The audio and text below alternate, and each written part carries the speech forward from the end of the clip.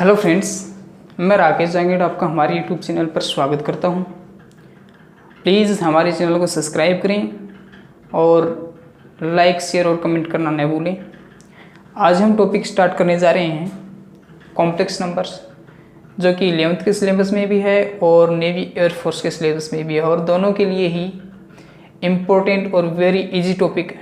Okay, then सी topic start करते हैं। Complex numbers, Hindi में कॉम्प्लेक्स नंबर्स को हम बोलेंगे सम्मिश्र संख्याएं। ओके, अब बात आती है कि सम्मिश्र संख्याएं बनती कैसे हैं। अपने पास में वास्तविक संख्याएं भी होती हैं और काल्पनिक संख्याएं भी होती हैं। ओके, तो ये जो कॉम्प्लेक्स नंबर्स हैं ये वास्तविक संख्याएं और काल्पनिक संख्याओं का ही समुच्चय होती है। समुच्चय मतलब कॉम्बिनेशन होती है। ओके, तो हम राइट कर सकते हैं सम्मिश्र संख्याएं वास्तविक संख्याएं प्लस काल्पनिक संख्याएं, दोनों का कॉम्बिनेशन होती है। तो अपने पास में कॉम्प्लेक्स नंबर क्या बन जाता है? कॉम्प्लेक्स नंबर इक्वल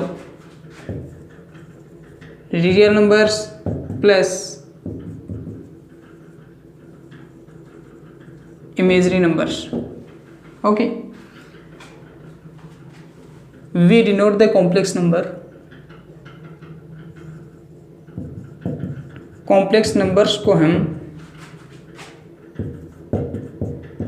जेड से व्यक्त करते हैं। ओके, तो अपने पास में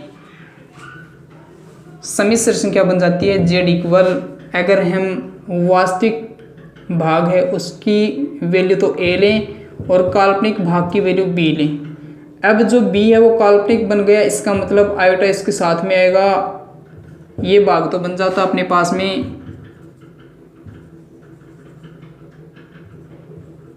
इमेजिनरी पार्ट, इसको हम डिनोट कर दें इमेजिनरी पार्ट ऑफ जेड, और ये बन जाता है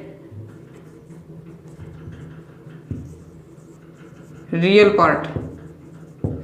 ओके, डिनोट करें इसको रियल पार्ट ऑफ जेड। ठीक है, अब यहाँ पे देखो ये जो आयोटा है इसका मान होता है अपने पास में, आयोटा का मान n√-1 होता है। ठीक है, n रूट के अंदर कोई भी संख्या माइनस की आ जाती है तो वो काल्पनिक संख्या बन जाती है। एग्जाम्पल देखिए इसका, n√-5, तो ये देखो इसको हम राइट कर सकते हैं -1 मल्टीप्लाई +5 हो गया ना, n√-5। डिफाइन कर दें n रूट को, अलग अलग कर दें, -1 मल्टीप्लाई n√-5। अभी बताया है कि n√-1 की वैल्यू क्या होती है, आयोटा, लिख दिया, और क्या बच गया n√-5, तो आयोटा √5 बन जाएगी इसकी वैल्यू। एक एग्जाम्पल और ले लें इसका। ठीक है, तो इसमें ले हम n√-100 की वैल्यू, इसको राइट कर दें हम -1 मल्टीप्लाई 100 n रूट, अलग अलग कर दें n रूट को, तो -1 का n रूट मल्टीप्लाई 100 का n रूट, तो ये क्या बन जाएगा, -1 तो बन जाएगा आयोटा, और ये 100 का n रूट होता है वो होता है 10, तो ये बन जाएगा अपने पास में 10 आयोटा, या फिर आयोटा 10। ओके, अब देखो आयोटा की वैल्यू आ गई अपने पास में। सेकंड थिंग आती है आयोटा स्क्वायर की वैल्यू क्या हो जाएगी। अब आयोटा के स्क्वायर लग जाता है तो इसका भी होल स्क्वायर बनेगा, इसका होल स्क्वायर बनेगा, तो n रूट हट जाएगा और वैल्यू आ जाएगी -1। थर्ड आता है अपने पास में आयोटा क्यूब की वैल्यू, इसको हम iota square multiply iota right कर सकते हैं। क्यों करेंगे, क्योंकि ए पावर एम मल्टीप्लाई ए पावर एन इक्वल ए पावर एम प्लस एन होता है। इसका मतलब क्या है, जब आधार बराबर होता है मल्टीप्लाई में तो घातें जुड़ जाती हैं। इसका मतलब क्या हो गया, a power m plus one sorry m plus n, then we find eta square multiply iota equal eta cube. Eta square का मान क्या होता है अपने पास में, माइनस का 1 होता है, और मल्टीप्लाई किया आइटा से तो मान आ गया माइनस का आइटा।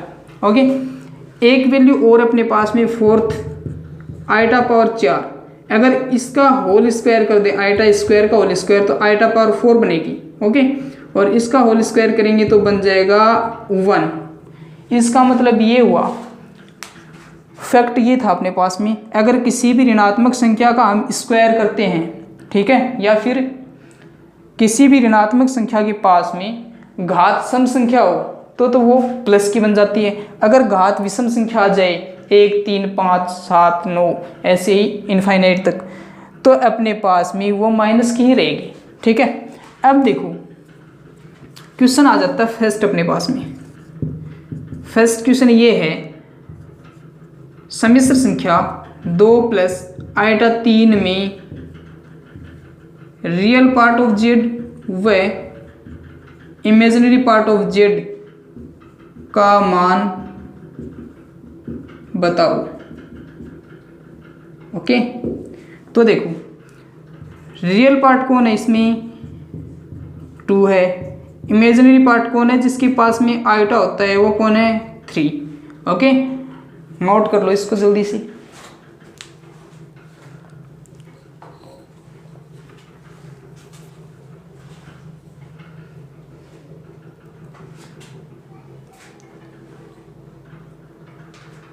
चले आगे देखो, तो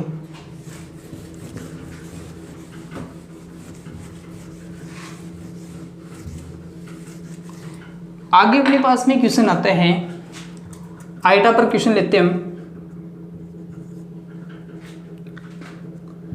आइटा पावर 12 का मान बताओ। इसको कैसे राइट कर सकते हैं, iota square whole power 6 6 2 12, then we find -1 whole power 6। और मैंने अभी फैक्ट बताया था कि किसी भी नेगेटिव नंबर के ऊपर पावर इवन आ जाए, इसका मतलब किसी भी ऋणात्मक संख्या के पास में घात सम संख्या आ जाए तो उसका जो मान है वो पॉजिटिव हो जाता है, मान क्या आ जाएगा, 1 आ जाएगा। थर्ड क्वेश्चन अपने पास में 1 अपॉन आइटा का मान क्या होगा। तो देखो इसके अपने पास में 2 फैक्ट हैं, 2 टाइप हैं। फर्स्ट जो टाइप है अपने पास में वो बनती है 1 अपॉन आइटा है, इसको मल्टीप्लाई कर दें डिनोमिनेटर और न्यूमरेटर में आइटा से, तो देखो आइटा मल्टीप्लाई 1 तो बन जाएगा आइटा, और आइटा मल्टीप्लाई आइटा बन जाएगा आइटा स्क्वायर, क्योंकि अगर मल्टीप्लाई में आधार समान है तो घातें जुड़ जाएंगी। अब देखो आइटा अपॉन आइटा स्क्वायर की वैल्यू आ चुकी है अपने पास में -1, then we find the value of iota upon -1 equal negative iota. Okay, next जो इसका टाइप है, टाइप सेकंड, वो ये है, वैल्यू पुट कर दी इसकी 1 अपॉन आइटा है तो इसको हम 1 अपॉन स्क्वायर रूट ऑफ -1 कर सकते हैं, और 1 को राइट कर सकते हैं -1 मल्टीप्लाई -1, तो ये +1 बनेगा, -1। ओके, अपने पास में एक चीज़ होती है, छोटी सा फैक्ट ये होता है कि x upon square root of x होता है तो इसकी वैल्यू है वो स्क्वायर रूट ऑफ x की इक्वल होती है। ओके, तो देखो -1 upon -1 square root, then we find -1 square root multiply -1, इसकी जो वैल्यू बन जाएगी वो बन जाएगी √x बनता है, तो यहाँ पे √1, और √1 किसकी वैल्यू होती है, पीछे आ चुका है, आइटा की वैल्यू होती है, तो -1 multiply iota equal we find negative iota. देखो मैच कर लो दोनों को। ओके, नेक्स्ट क्वेश्चन आता है अपने पास में फोर्थ, 1 अपॉन आइटा पावर 69 की वैल्यू क्या हो जाएगी, का मान। ओके, तो इसका मान ज्ञात करने के लिए हम क्या करेंगे भाई, आइटा स्क्वायर की फॉर्म में लिखेंगे या फिर इसको पावर 4 की फॉर्म में लिख लें, तो ये हो जाएगा 17 कर दें आप, इस तरह 17 चौक 68 होते हैं, डॉट आइटा। ये देखो 68 तो ये थे और एक ये रहा 69 हो गया। तो 1 अपॉन आइटा की पावर 4 इसका मान होता है 1, 1 की पावर 17 कर दो चाहे 100 कर दो, कितनी भी हो जाए मान आएगा 1 डॉट आइटा।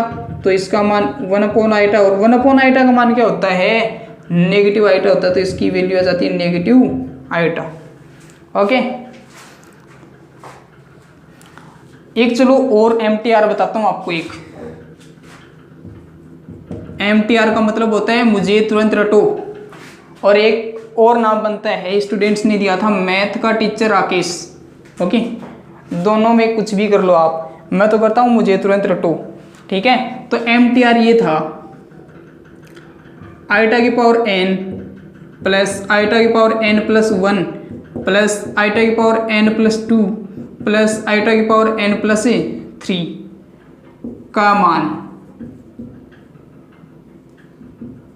अब देखो ऐसे कोई भी क्वेश्चन आ जाए ऐसा, उसका मान 0 आएगा। कैसे आएगा वो देखो आप, आइटा की पावर n को हम कॉमन ले ले तो यहाँ से 1 बच गया, प्लस यहाँ आइटा पावर n प्लस 1 है, इसको हम राइट कर सकते हैं। देखो यहाँ पे करके बता देता हूँ मैं, आइटा की पावर n डॉट आइटा की पावर 1। देखो अभी अभी बताया था अगर आधार समान होते हैं तो घातें जुड़ जाती हैं, तो ये n प्लस 1 बनेगा कि नहीं बनेगा। तो आइटा की पावर n तो आ ही गया, यहाँ से कौन बचा, आइटा बचा, प्लस यहाँ से देखो आइटा की पावर n तो क्या आ गया, 12 आ गया, कौन बचा, आइटा स्क्वायर बचा, और यहाँ पे आइटा क्यूब बचा। तो देखो मान क्या हो जाएगा इसका, आइटा की पावर n तो है ही 1 प्लस आइटा।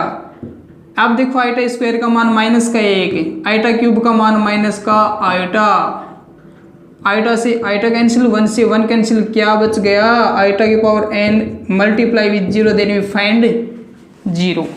ओके, कर दो नोट जल्दी से।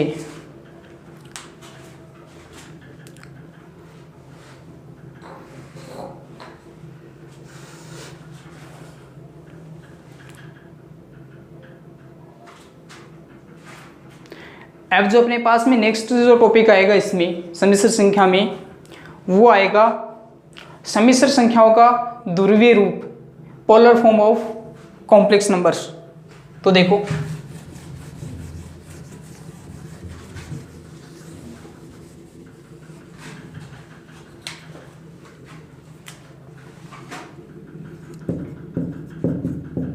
सम्मिश्र संख्याओं का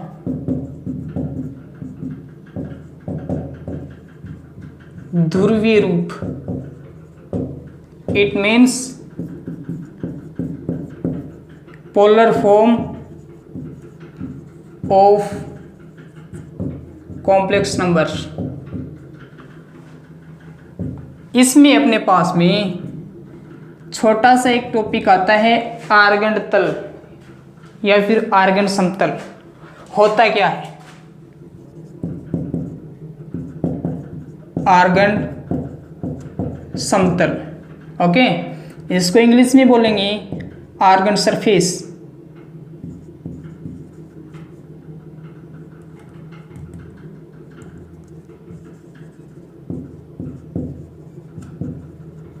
ओके, अब देखो आर्गन समतल होता है क्या है, आर्गन समतल एक ऐसा तल होता है जिसमें हम सम्मिश्र संख्या को व्यक्त करते हैं। ओके, जिसमें x एक्स के द्वारा तो वास्तविक भाग को और y एक्स के द्वारा काल्पनिक भाग को व्यक्त किया जाता है। तो यहाँ पे मैं बना के बता दूं, ये लो अपने पास में बन गया आर्गन समतल।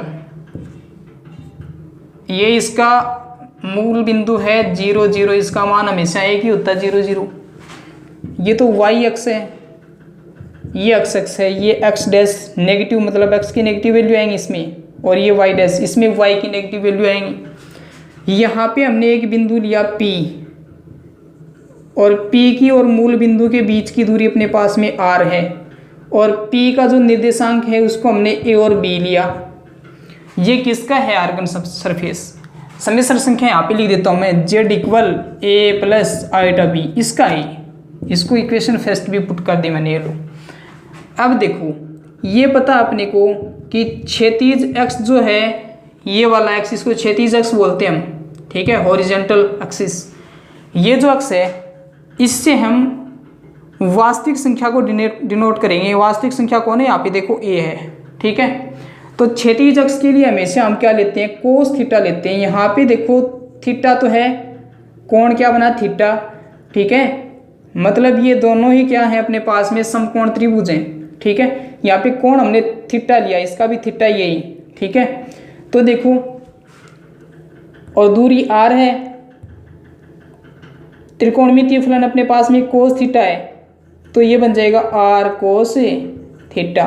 और ये लंबवत अक्ष के लिए, वर्टिकल एक्सिस के लिए हम क्या लेते हैं, साइन थीटा लेते हैं, क्योंकि थीटा यहाँ पे कोण कौन है, थीटा है, तो ये हो जाता है r साइन थीटा। ओके, अब देखो किस किस की वैल्यू है ये। पहली value a equal r cos theta, equation second value b equal r sine theta, equation number third. ये कौन है, काल्पनिक भाग के लिए है, इमेजिनरी पार्ट के लिए, और ये वास्तविक भाग रियल पार्ट ऑफ जेड के लिए है। ओके, तो इसमें देखो हम यहाँ से समीकरण 1 के लिए सम्मिश्र संख्याओं के लिए ध्रुवीय रूप का मान निकालना हमें, तो वो कैसे निकालेंगे देखो अभी बताते हैं। ये जो फैक्ट है अपने पास में, ये जो MTR मैंने आपको राइट करवाया है, मोस्ट इंपॉर्टेंट क्वेश्चन है एग्जाम में, इस टाइप के क्वेश्चन पूछे जाते हैं नेवी एयरफोर्स के एग्जाम में। तो देखो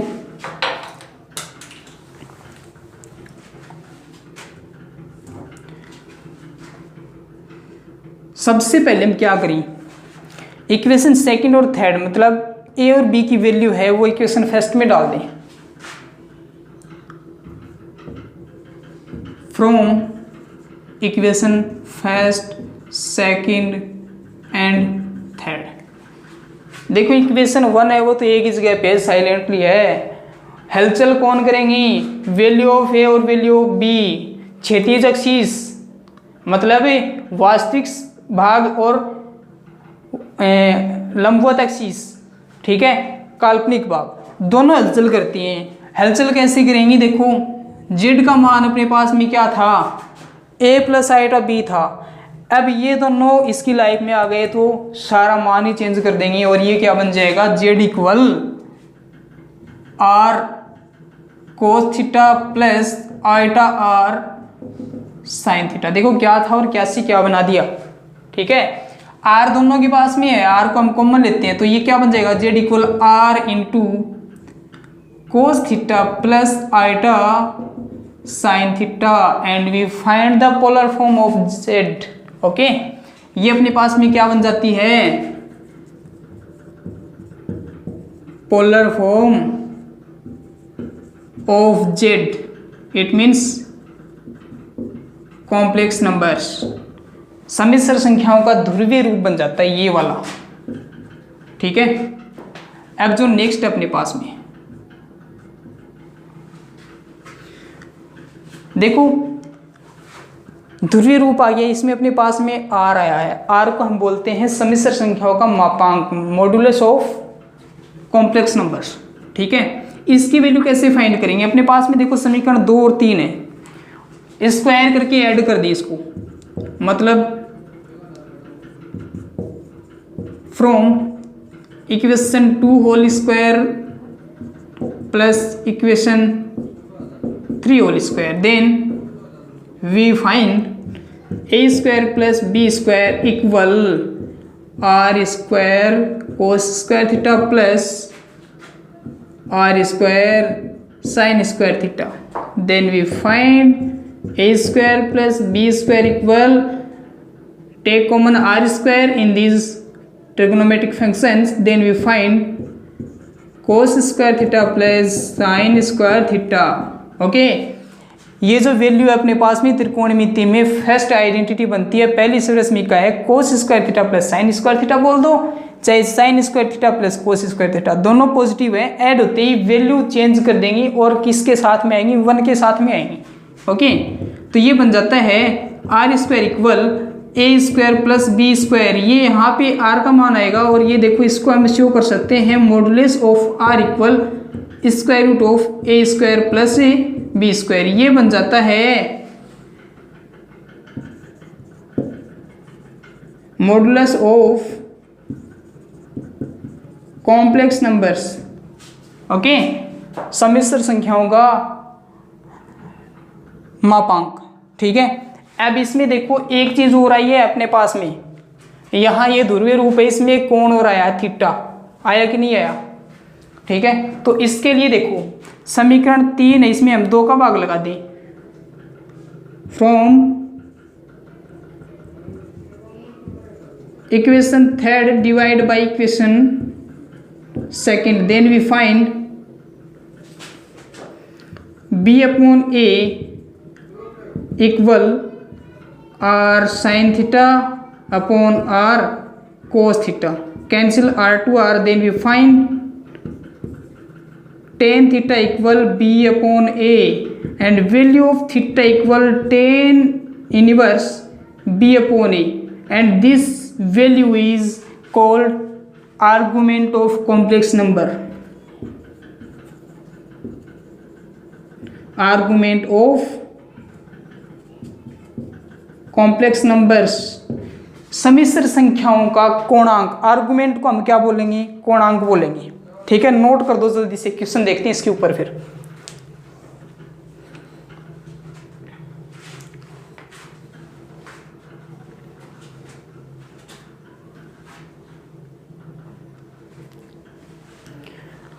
चले आगे, क्वेश्चन देखो, इसके ऊपर एक क्वेश्चन देख लेते हैं ध्रुवीय रूप पर। क्वेश्चन ये है, नोट करो, सम्मिश्र संख्या z बराबर 1 प्लस आइटा का ध्रुवीय रूप ज्ञात करो, ओके। अब इसमें देखो, इसकी तुलना करते हैं, compare with z equal a plus iota b, then we find a equal 1 and b equal 1, both values of real part and imaginary part equal 1, okay. We know that, हम जानते हैं कि polar form of complex number equal z equal r into cos theta plus iota sine theta, put equation number first. So first is find the value of r। क्या करना है यहाँ पे, value of r, मतलब सम्मिश्र संख्या का मापांक ज्ञात करना है। तो क्या होता है अभी, a square plus b square होता है, वैल्यू पुट करो, under root 1 square plus 1 square, then we find under root 1 plus 1 equal under root 2, okay. Next, अब एक चीज और, ये जो वैल्यू होती है प्लस माइनस की होती है कि नहीं होती, होती है ना।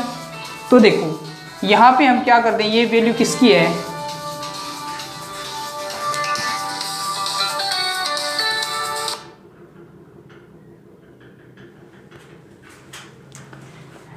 ये जो वैल्यू अपने पास में मापांक की, क्योंकि यहाँ पे देखो मापांक लगा हुआ है, ये वैल्यू प्लस माइनस की आएगी, तो यहाँ पे मैं प्लस माइनस लगा देता हूँ, plus minus and root 2, okay.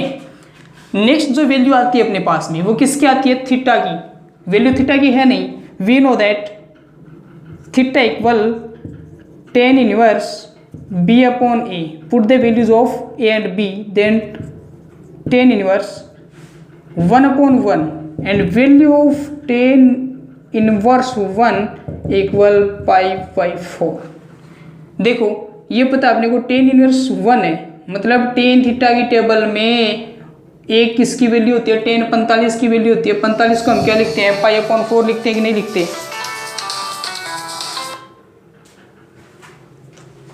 इसको हम क्या लिखते हैं, π/4 लिखते हैं कि नहीं लिखते हैं। तो ये हो जाता है, देखो वैल्यू पुट करते हैं, तो z इक्वल r की वैल्यू क्या है, plus minus and root 2 cos π/4 plus iota sine π/4, done, copy कर लो जल्दी से इसको, और बाकी नेक्स्ट क्लास में।